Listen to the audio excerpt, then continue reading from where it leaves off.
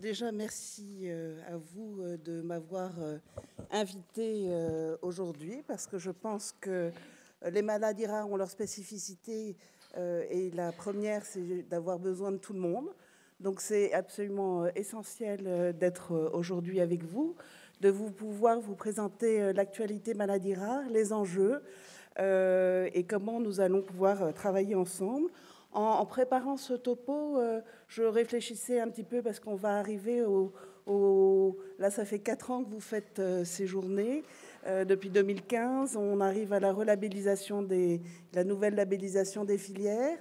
Et c'est important aussi de réfléchir au rôle de la filière, que je vais un petit peu exprimer dans ces différentes slides et voir un petit peu comment ça s'articule. Je pense qu'il y a 2 mots qui me viennent en tête pour la filière, avec vous, centre de référence, centre de compétences, associations, laboratoires de diagnostic et tous les acteurs autour des champs et notamment des maladies endocriniennes. C'est que la filière est à la fois facilitatrice, je crois qu'elle a vraiment ce rôle-là, et puis il y a un très gros rôle de coordination. Ça fait longtemps que vous travaillez ensemble, bien avant que les filières existent, mais je crois qu'il faut voir la coordination de la filière comme un tremplin et comme un vecteur pour pouvoir peut-être aller plus vite et plus loin. Donc, on s'inscrit dans une chronologie des plans. Vous êtes très bien évidemment au courant. On est dans le 3e plan qui a été lancé très récemment. Donc, on est dans sa phase maintenant d'implémentation de ces actions, donc qui va être une phase très importante et où les filières seront très largement sollicitées et impliquées parce qu'on a besoin de leur expertise et on a besoin aussi de pouvoir avoir comme ça un vecteur de communication avec les acteurs du terrain, avec les centres, les médecins, les infirmières, tous ceux qui font que les maladies rares sont un enjeu très important pour la France. Donc, depuis longtemps, 15 ans, on a un enjeu de santé publique. Depuis le milieu des années 90, il y avait déjà eu une mission et des états généraux, je dirais, des maladies rares qui avaient pointé le fait qu'il fallait avoir des plans. On a eu comme ça, au 2e plan maladies rares, la structuration des filières, les lancements des travaux pour la mise en place de la Banque nationale des données maladies rares, la Fondation maladies rares, et puis le 3e plan publié le 4 juillet. Je ne vous rappellerai pas, mais simplement cette slide est assez explicative. Vous trouverez ces slides également sur nos sites et elles sont tout à fait réutilisables. Elles peuvent marquer les esprits. Il faut savoir qu'il y a quand même 50% de malades encore sans diagnostic.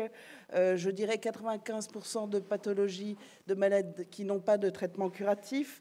Donc je vous dis ça parce que dans le 3e plan maladies rares, on a des accès, je dirais, très prégnants par rapport à l'errance de diagnostic, l'impasse de diagnostic, par rapport à l'innovation thérapeutique.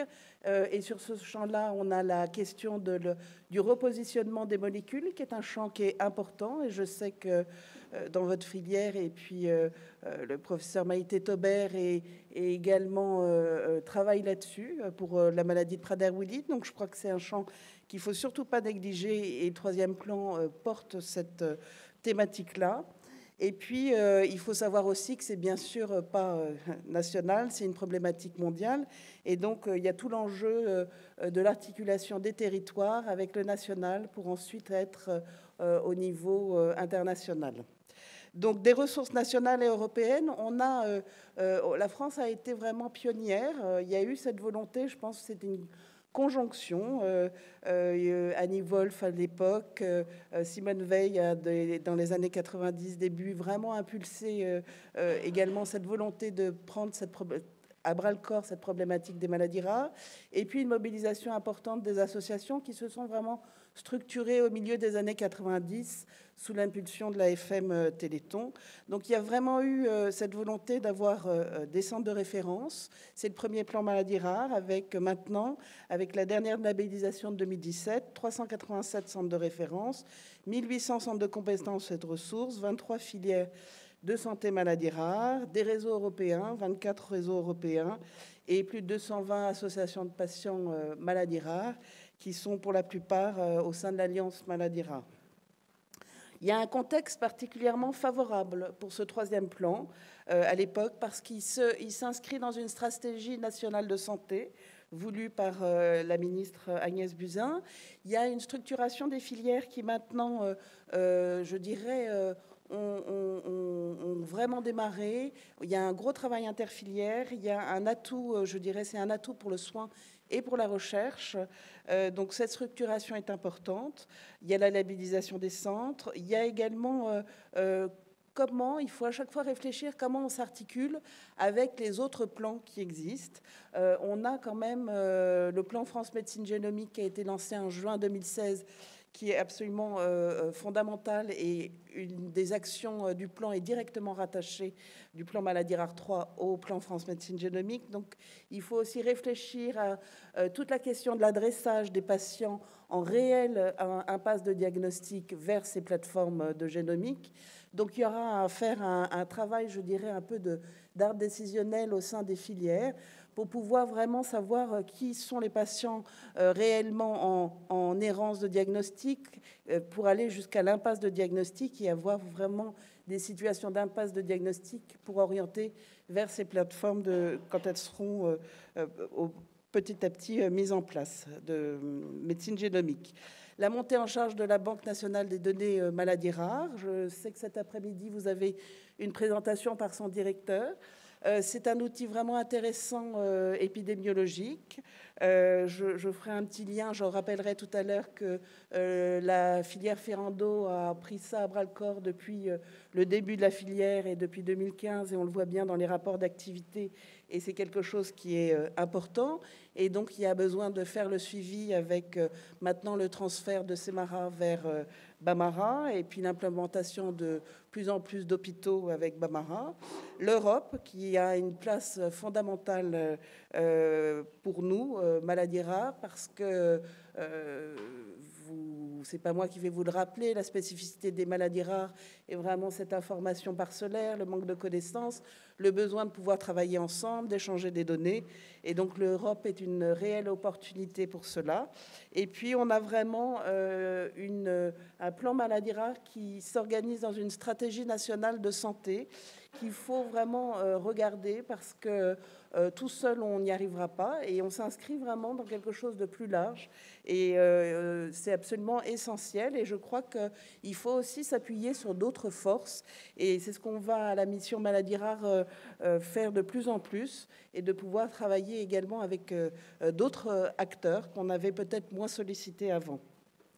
Donc cette santé, l'engagement collectif, très simplement pour vous dire que ce qui est important, c'est le maillage de proximité avec, je dirais, la qualité et la qualité de vie pour le patient, comment le système de soins va pouvoir l'aider dans son orientation. Et donc ce maillage de proximité, je pense que vous êtes certains issus de centres de compétences.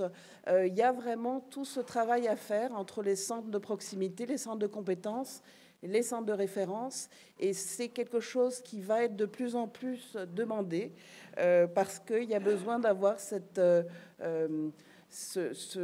territorialité au plus près de là où habite le patient, et cette proximité. Donc, il faut sans doute repenser des métiers. Et puis, on a des outils, je crois, qui sont maintenant indispensables, comme la télémédecine, le fait de pouvoir avoir peut-être à petit des RCP nationales. Et donc, il faut avoir aussi ces outils de e-santé qui pourront aider pour pouvoir accentuer cette territorialité. Donc, ces axes prioritaires de cette stratégie, c'est vraiment promotion de la santé avec la prévention tout au long de la vie, lutter contre les inégalités sociales et territoriales d'accès à la santé, garantir la qualité, la sécurité et la pertinence des prises en charge à chaque étape du parcours, et innover pour transformer notre système de santé en réaffirmant la place des usagers, avec un soutien de la recherche et de l'innovation. Et je pense qu'on peut aussi s'appuyer sur des choses qui existent dans le domaine de la cancérologie, où, par exemple, vous pouvez avoir, lors d'essais cliniques, une réflexion à avoir aussi en territorialité et au plus près des patients. C'est-à-dire que quand il y a besoin de faire des prélèvements, d'avoir peut-être des techs qui se déplacent et que ce ne soit pas le patient qui aille à un hôpital qui est loin, et d'avoir un système aussi qui puisse soutenir cette recherche clinique au plus près de là où est le malade et au plus près de là où il habite. Pourquoi un troisième plan? Simplement parce qu'il y a toujours besoin d'approfondir ce qu'on avait posé comme jalon, une structuration, une coordination. On a des défis spécifiques pour la recherche et je crois que finalement le fait qu'on ait 23 filières et qu'elles développent de plus en plus un travail aussi en interfilière, c'est extrêmement important d'avoir cet échange de pensées et d'idées. La constitution des bases de données et de la Banque nationale maladies rares qui va monter en charge. Et je dirais que dans le troisième plan, nous avons des actions notamment sur l'errance diagnostique et les impasses thérapeutiques, enfin les impasses de diagnostic directement liées à la BNDMR, et puis le rôle leader européen, sachant que nous venons d'avoir, c'est malheureux, ce sera suite au Brexit, mais il y a eu 3 coordinations de RN qui étaient auparavant au Royaume-Uni, qui viennent officiellement d'être nommés en France. Et donc, on avait 4 réseaux européens français, un dans le cancer, donc 5, et on vient d'en avoir 3 autres. Donc, la France va avoir un tiers de la coordination des ERN sur les 24. Donc, c'est quelque chose de très important, mais qu'il va falloir accompagner. Et là aussi, le message de la communication sera très important. Donc, tout ça pour vous dire que notre troisième plan est ambitieux.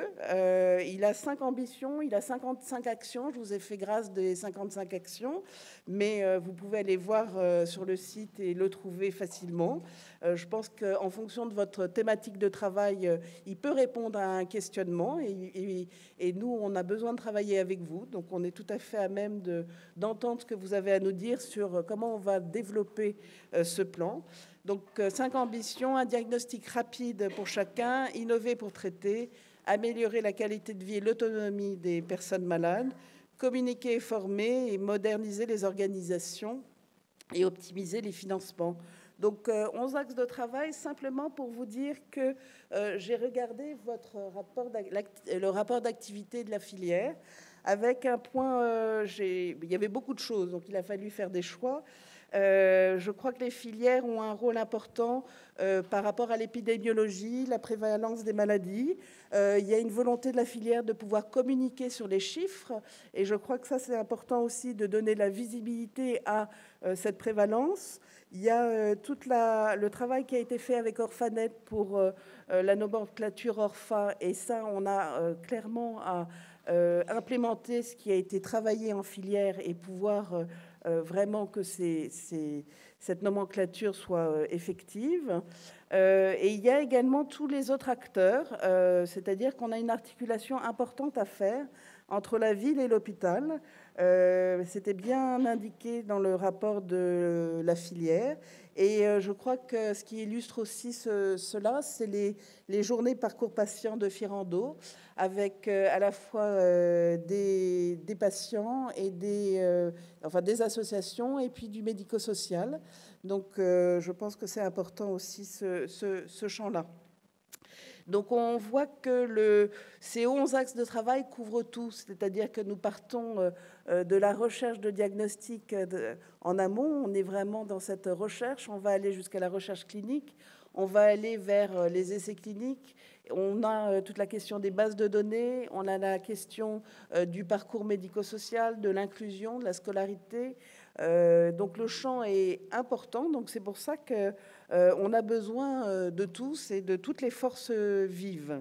Donc, l'idée phare du PMR3, alors c'est vrai que c'est un plan qui est très orienté, je dirais, sur le diagnostic.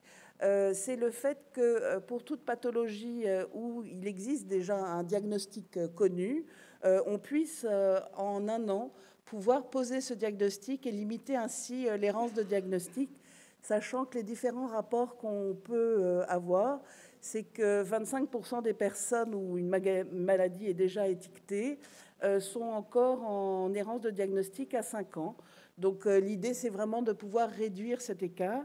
Évidemment, ce sera très différent en fonction des pathologies, on en a bien conscience, mais il faut avoir des ambitions fortes. Et puis, tous ceux qui seront au-dessus de je dirais, cette errance de diagnostic seront les impasses de diagnostic. Et donc, on a là aussi cette articulation avec le plan France Médecine Génomique. Et puis, le soutien aussi vers des soins et des thérapies disponibles le plus possible. Et puis, voilà, donc il y a vraiment l'idée de coordonner au maximum soins et recherche. Et donc, on a pour ça une gouvernance ambitieuse. On a souhaité vraiment, ce plan a été construit avec tous.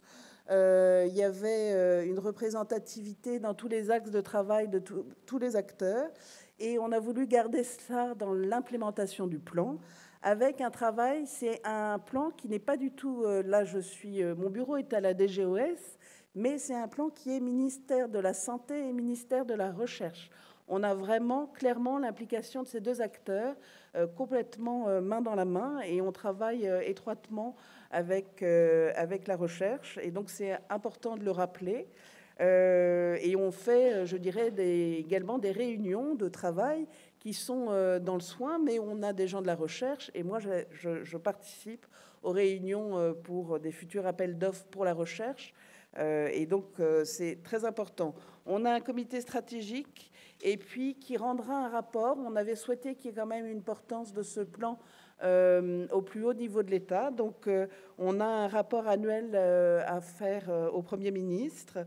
Et les associations de personnes malades sont représentées dans ce comité, mais également dans tous les comités opérationnels aussi. Donc, il y a eu l'appel à projet, il y a différents appels à projets qui vont débuter et qui seront étalés jusqu'en 2022. Donc, on a un appel à projet prévu pour les protocoles nationaux de diagnostic et de soins, absolument fondamental. On a également un appel à projet pour de l'éducation thérapeutique du patient. Alors là, on a également un gros travail à faire, parce que je ne sais pas si... J'ai vu que la filière avait déjà pas mal de projets ETP, mais vous savez, quand vous avez une labellisation par une ARS d'un projet ETP, c'est au niveau régional, et on a besoin de redéposer dans une autre ARS quand on veut pouvoir développer ce même projet. Donc on essaye vraiment le plus possible, et c'est inscrit dans le plan, de pouvoir avoir une autorisation qui soit au niveau régional avec l'ARS, mais qui ensuite bénéficie au niveau national, parce que nos filières et nos centres sont impliqués main dans la main au niveau national, et donc c'est pas très cohérent de ne pas pouvoir faire bénéficier de ces programmes de TP à tous, et pour les patients et les aidants. Donc on a vraiment ce chantier à faire bouger. On a également une dotation pour la formation des professionnels aux maladies rares. Il y a à la fois formation continue et initiale. Je crois qu'il ne faut pas négliger toute la partie formation continue. On a une thématique, il y a un arrêté pour le DPC qui est en train d'être... le dernier était en 2015, le prochain sera en 2020. Et donc, moi, j'ai eu à cœur, et la mission Maladies rares a eu à cœur de mettre la thématique maladies rares au sein du DPC, pour être sûr que des projets ensuite puissent être inscrits dans le champ des maladies rares pour la formation continue, et que ce soit vraiment inscrit. Donc, on a également des appels à projets venant du ministère de la Recherche. Vous avez très certainement entendu parler de l'EJP, où plusieurs des réseaux européens sont impliqués, qui est l'idée de faire un peu un plan européen de la recherche, avec une coordination entre un maximum de pays. L'accent, là aussi, est beaucoup mis sur les bases de données, ce qui fait un pont naturel avec nos ERN et le CPMS, et tout ce qui est partage et échange de cas cliniques, je dirais, très complexes, et de pouvoir un peu porter cette connaissance le plus loin, et ensuite, le plus rapidement possible, revenir vers le patient. Et donc, pour ces appels à projets, on est en phase d'implémentation, je dirais, de nos groupes de travail. Demain, moi, j'ai une troisième réunion pour notre action 1.7. Alors, ça paraît très nébuleux, mais c'est toute l'action en lien avec la BNDMR pour l'errance de diagnostic et pour le fameux entrepôt de données pour les personnes sans diagnostic. Donc, sur l'appel à projet des filières maladies rares, donc cet appel à projet, le rendu est pour fin janvier 2019. Il n'y a pas de modification du périmètre des 23 filières. Il y a donc un bilan à présenter. Et puis, c'est important aussi, on a mis l'accent, peut-être plus que dans le précédent appel à projet, sur les volets européens et internationaux, parce que les ERN sont récents. Ils ont été lancés en mars 2017. Et je crois que c'est important aussi de s'inscrire dans cette dimension-là. Et donc, j'ai pu noter que dans la filière Firando, il y avait également 3 acteurs impliqués dans la gouvernance de la filière européenne. Donc, c'est important. Et vous avez été déjà beaucoup sollicité, puisqu'il y a eu 12 réunions en 2017 avec la participation des personnes de Firando. Donc, on va avoir un jury d'expertise un peu comme on a pour la labellisation des centres de référence. Et cette labellisation sera valable pour 5 ans. Et avec un suivi, très certainement, qui reste encore à définir. Voilà. Donc, je suis désolée, en 20 minutes, c'est peut-être un peu vertigineux. C'est, je crois, vertigineux également pour nous tous. Mais c'est important. Ça montre qu'on a du travail à faire. Mais ce qui est essentiel, c'est de pouvoir se dire les choses, échanger et pouvoir construire ensemble. Et c'est comme ça que le 3e plan maladies rares a été construit. Et je pense que son implémentation restera dans cet esprit-là. Donc, merci beaucoup pour m'avoir donné l'occasion de pouvoir le présenter.